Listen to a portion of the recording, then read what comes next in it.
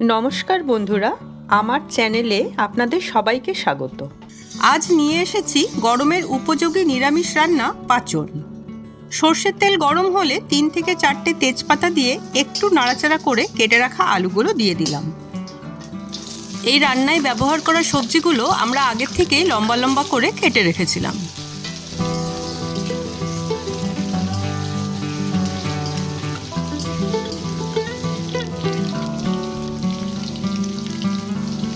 তিন থেকে 4 মিনিট ভাজার পর এখানে দেব 1 চামচ নুন। সামান্য নাড়াচাড়া করে দিচ্ছি কেটে রাখা পটলগুলো।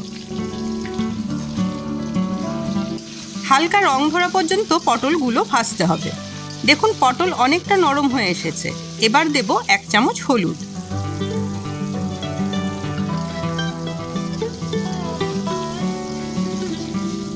হলুদটা মিশিয়ে নিয়ে কেটে রাখা কুমড়ো আর সজনে ডাঁটাও দিয়ে দিলাম। সমস্ত সবজি ভালো করে মিশিয়ে নিচ্ছি।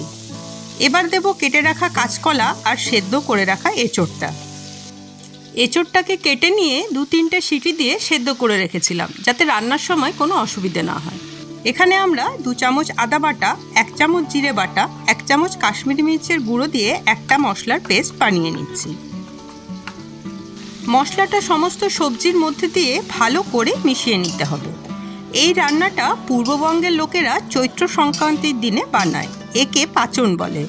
যত সবজি এই রান্নায় দেবেন স্বাদ ততই ভালো হবে।